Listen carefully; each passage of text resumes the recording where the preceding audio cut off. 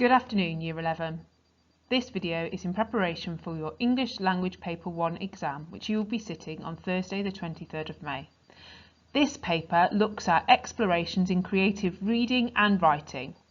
There will be two sections to complete on this paper. Section A, which includes questions 1 to 4, total 40 marks, and Section B, which is question 5, totals 40 marks too. The front of the exam paper will look like this. You will be reminded about the length of time that you have to complete the exam, 1 hour 45, and it will remind you about the materials that you will need, including Source A, which will be provided as a separate insert. On the front of Source A, it will tell you where the source is from. It will tell you the name of the text and where in the text it is from, whether that's the beginning, middle or end of the text. And it will tell you what century the text is from too. That may help you when you go to answer things later on. You are advised to spend 15 minutes reading through the source and all the questions you have to answer. This will help you when you read the text know what is going to come up on the questions next. So really important that you do read those questions before you read the extract to guide your thinking. Answer all the questions on this paper and make sure that you keep an eye on the time. So with timing, it is recommended that you spend 15 minutes reading the questions and the extract. And once that is complete, aim for a minute a mark on every other question. So question 1, 4 marks, 4 minutes. Question 2, 8 marks, 8 minutes. Question 3, 8 marks, 8 minutes. Question 4, 20 marks, 20 minutes, and then question 5, 40 marks, 40 minutes with, I'd say, 5 minutes additional planning. You will be able to, with that, find additional time elsewhere to go back and check your answers, particularly question 5. So once you have read the text and you have noted any tones or atmosphere that come through in the extract and any changes that take place throughout the extract, you then begin question 1, and it will tell you to look at particular lines to focus on and list 4 things about usually either a character, setting or object. You must ensure that you are answering the question, and you should write in simple sentences. Those sentences can start with the, their, it, she, he or they to ensure that you are answering the focus of the question. For question 2, you will get a question that looks similar to this, where it says look in detail at this extract, and they will have extracted part of the extract underneath or just above the question, and it says this part focuses on lines this to this, and obviously that changes depending on the source. In this instance it's lines 7 to 17. This question says, how does the writer use language here to describe the conflict between Kino and the Scorpion? And you could include the writer's choice of words and phrases, language features and techniques, and sentence forms. Remember, this question asks you to analyse language and the effects created. The best way to do this is through multiple interpretations and exploring the images created. You should aim to write 2 to 3 paragraphs, but remember 8 marks, 8 minutes. Do the best that you can. Make sure when you analyse language you don't just repeat the information in your evidence or only list lots of synonyms. Each paragraph needs to include a different idea presented by the writer, and you need to include embedded evidence throughout each paragraph and not just rely on one quote to support your idea and also to analyse. So I'm going to repeat that again because I think it's really important. Do not just rely on one quote to support your idea per each paragraph. It's important that you think of a big idea and then select maybe 2 to 3 pieces of evidence. It could be words, it could be phrases, it could be language features that support that big idea that you have chosen to discuss. When looking at the question in more detail, you can see that the examiner has put together some bullet points to help you. With words and phrases, what does that mean? Well, that means that you can include literal meanings of words and phrases, connotations, or the images created. If you were to include language features and techniques, you could talk about metaphor, personification, simile, imperatives, superlatives, intensifiers, and symbolism. If you were to look at sentence forms, you might look at declarative, imperative, exclamatory, and interrogative sentences.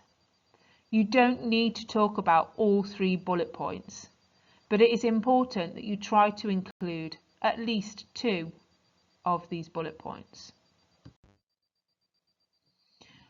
To successfully answer question 2, you are advised to ensure that you really focus on the how part of your what, how, why paragraph structure. In the how, you need to analyse in detail, and this is what is required of you to ensure that you can achieve 7 to 8 marks out of 8. Even if that isn't something you are aiming for, pushing for a developed how will improve your response grade. Question 3, the structure question.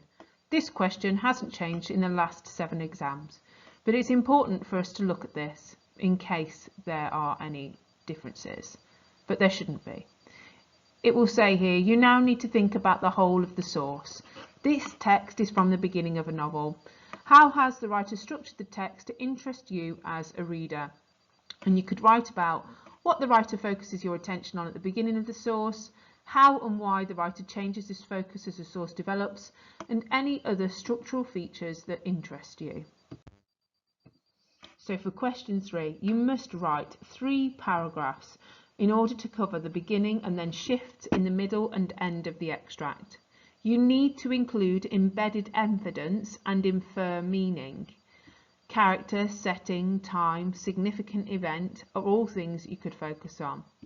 You do not need to explain what words or phrases mean, but consider what the writer is telling you and why at that time, and how that has an impact on the reader.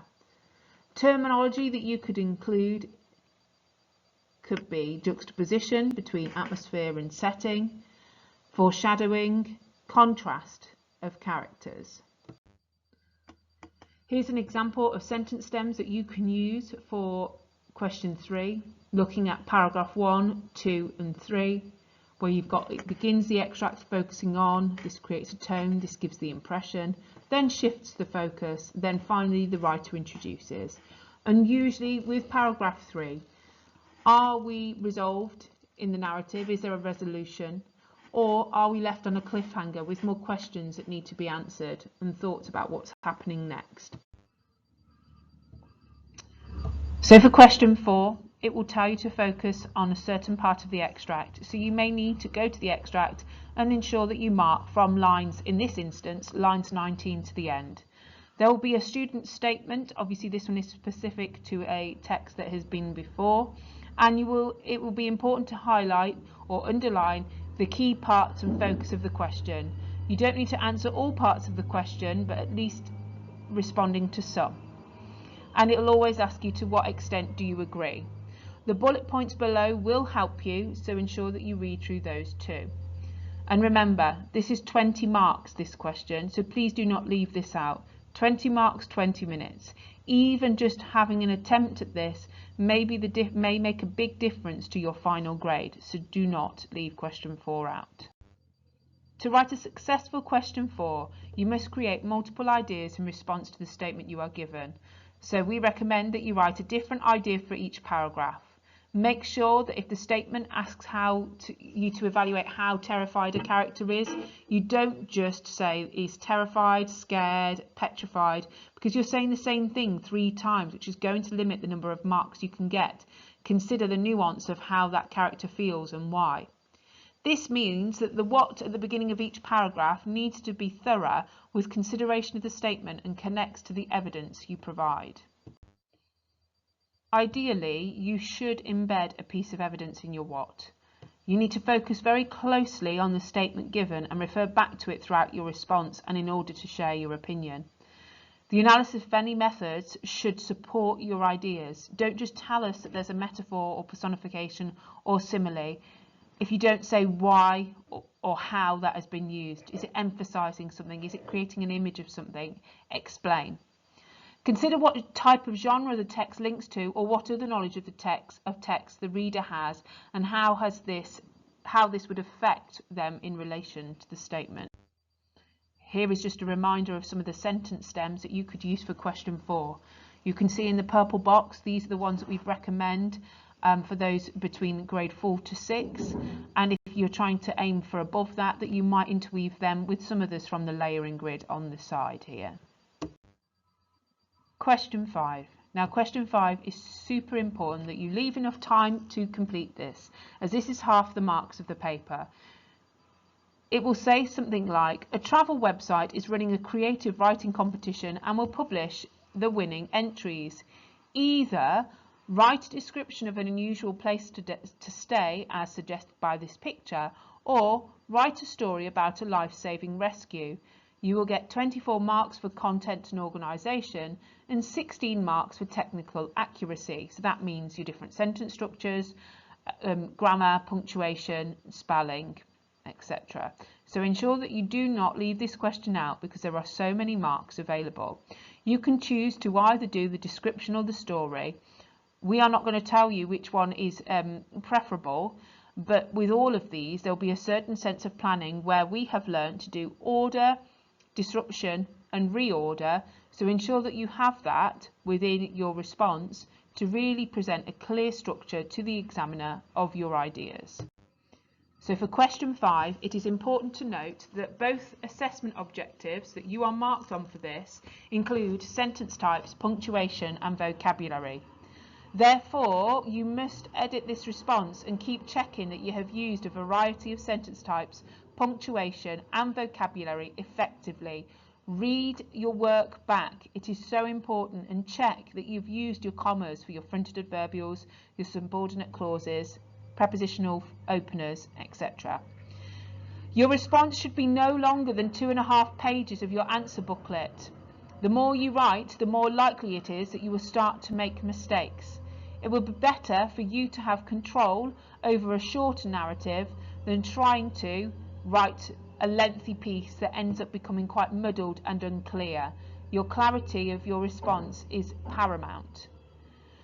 And it is important also to not write anything about something that you haven't experienced. So no being chased by a murderer, no killings, no I woke up and it was a dream, and no affairs. So what do we mean by checking and editing? So when you read your question 5, you need to be checking for this and changing anything. So you need to use a range of techniques language-wise, whether that be similes, metaphors, imagery, and sophisticated vocabulary.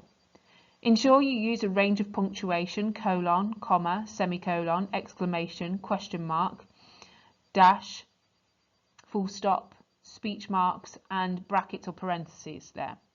So with speech marks, I would recommend that you use very little speech in a description or narrative, no more than 1 to 2 pieces, and really focus on your description around that. Check back your spelling, check you've used paragraphs. If you don't use paragraphs, that will cap your mark at a certain grade, so please ensure that you use paragraphs. Use a range of sentence types including minor, simple, compound, complex. Begin with a subordinate clause.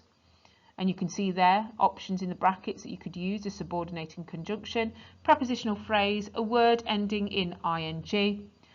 Begin with a fronted adverbial, include an embedded clause, and begin with a subordinate clause and include an embedded clause in the main clause. Okay, so lots of different things that you could do to ensure that you are using a range of sentence structures, punctuation, vocabulary and grammar.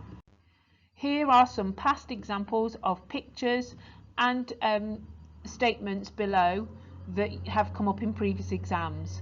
Either it's usually write a description of something as suggested by this image, or below it might say write a story about or describe a place that includes something in particular.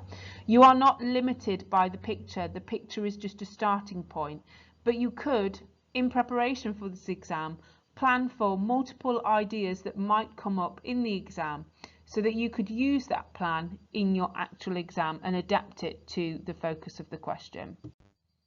A plan might include order, disruption, reorder.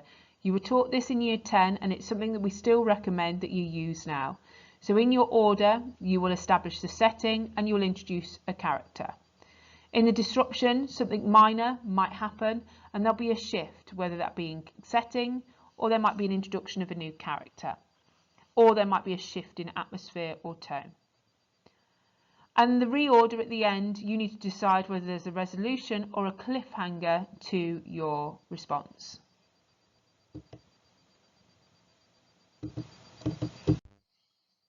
You will have seen these before, but these are our recommended slow writing checklist for grades 5 to 6.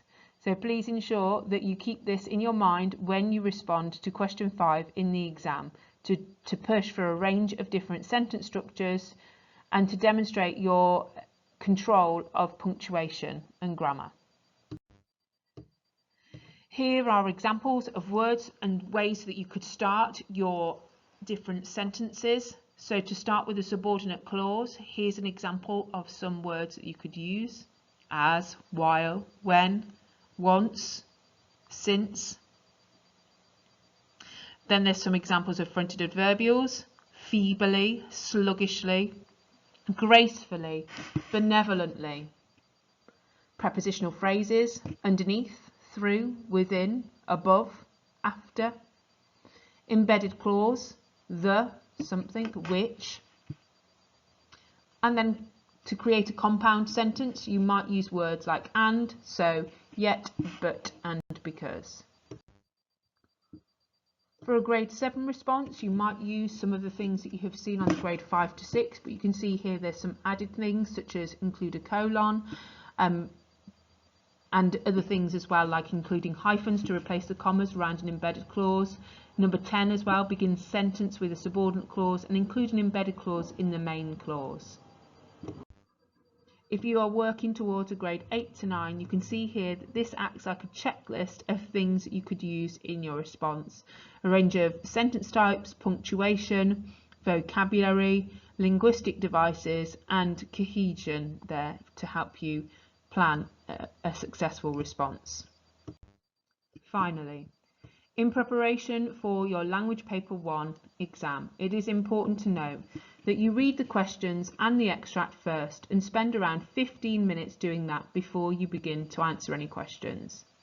When you do start to open the paper, keep in mind that you will want to answer all questions to maximise your potential marks. Remember, a mark a minute to help guide you of when you should stop responding to certain questions to ensure that you get on to question 4, which is 20 marks out of an 80 mark paper, and question 5, which is half marks, 40 marks on an 80 mark paper. It is important that you spend time planning question 5 so that your response is coherent and has a clear development throughout. And it is important that you leave time to check question 5 for clarity and accuracy, ensuring that you have used a range of sentence types, included an accurate and effective punctuation and other such things such as vocabulary. We as an English department wish you the best of luck for English Language Paper 1. Thank you.